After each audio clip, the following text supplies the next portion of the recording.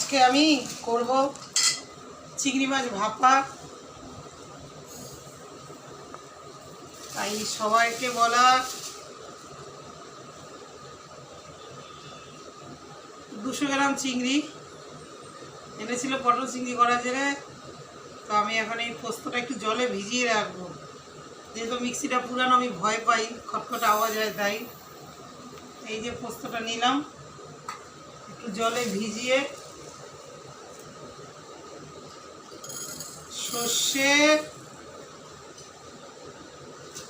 সর্ষে মানে এইটা দেব ঝাঁঝ হওয়ার জন্য। আগে পোস্তটা গুঁড়ো করে নিতাম শুকনো বাটলে, কিন্তু জলে ভিজিয়ে রাখবো, এইটা শুকনোই থাকবে।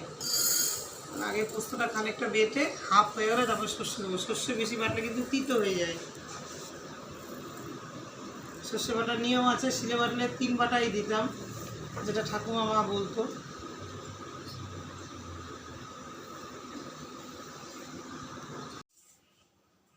চিংড়ি 200 গ্রামের মতো আছে, মানে 250 এনেছিল। 50 গ্রাম মতো পটলে দিয়েছিলাম, আলু পটলের যেটা ভালো লাগে বলে। আর এখানে 200 গ্রাম মতো আছে। এটা মেন পটলের জন্য এনেছিল, আলু পটলের। তো আমি ভাবলাম যে একটু ভাপা করি।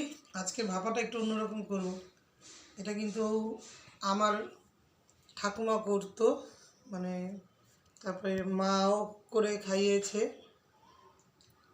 ঠাকুমা বাবা জেঠুদেরকে করে খাওয়াতো। এটাই হচ্ছে আমাদের সনাতন বণিকের বাড়ি একেবারেই পরম্পরা। মানে এই মাছ আর ইলিশ মাছ, এই দুটোই হচ্ছে আগুন ছাড়া কীভাবে পাতুরি হয় সেটাই আজকে তোমাদেরকে দেখাবো।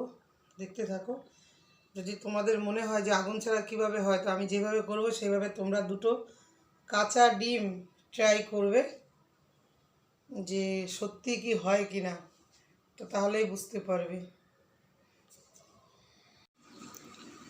শুধু খালি লেজটা কেটেছিলাম মাছের, আর যেগুলো ওই লম্বা লম্বা কি বলে চিংড়ি মাছের দাড়ি নাকি, ওগুলোই শুধু কেটেছি। তো তোমাদের সাথে শেয়ার করব বলেই কিন্তু আজকে আমি ভিডিওটা বানাচ্ছিলাম। এই যে সেই চিংড়ি মাছ, ব্যস্ত থাকার কারণে দেখাতে পারলাম না কিভাবে করলাম। তো খাবার সময় তোমাদেরকে বলে দিচ্ছি আমার চিংড়ি মাছ পাতুরি। যেভাবে করার কথা ছিল সেভাবে করতে পারলাম না, কারণ পাতা লাগবে, সেই পাতা পেলাম না। দুধমান কচু পাতা হলে সবচেয়ে বেশি বেটার হয়, ভালো।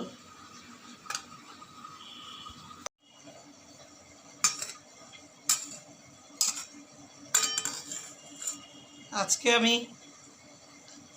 খোসাগুলো ছাড়াইনি, আর মাথার শুধু কাঁটাগুলো ফেলে দিয়েছি, কারণ গোটায় ধুয়ে নিয়ে তবে ছাড়াই। আজকে আর ছাড়ালাম না।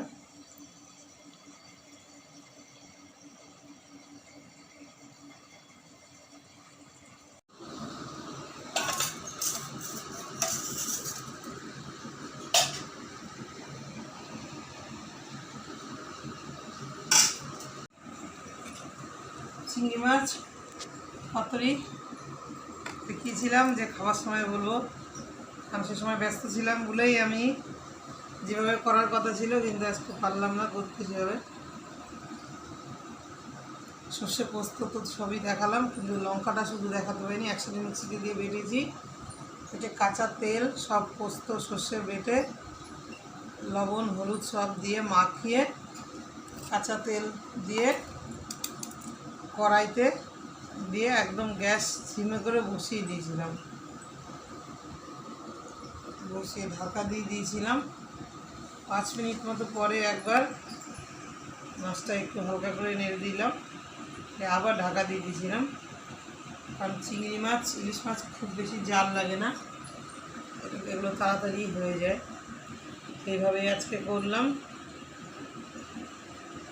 এখন ভাত খাবো নিয়েছি, কারণ সময়ের অভাবে এখন আমি ভিডিও দিতে পারি না, যার জন্যে। আর সব গুছিয়ে বিকেলবেলার থেকে রেখেছিলাম যে পাতাতে করবো, কিন্তু পাতা পেলাম না বলে করতে পারলাম না। দুধমান কুচি পাতা কিংবা কলা পাতা হলেও হতো, লাল পাতা কুমড়ো পাতা কিছুই পাইনি, যার জন্য এইভাবে মাখিয়ে করতে হলো পাতুরিটা। দেখতে থাকো, এর পরের দিন আমি দেখাবো।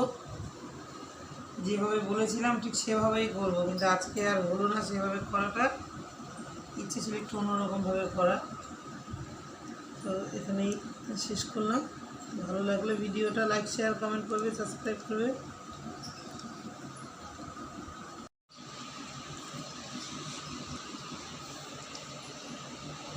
ভিডিও শুরু করার আগে বলতে পারি না, মাছ রান্না হয়ে গেল, খাওয়া হয়ে গেল, তারপরে বলি দেখালাম।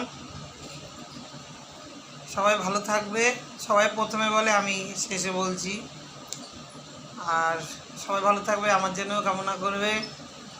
সময়ের অভাবে এখন ভিডিওগুলো আমি দিতে পারি না।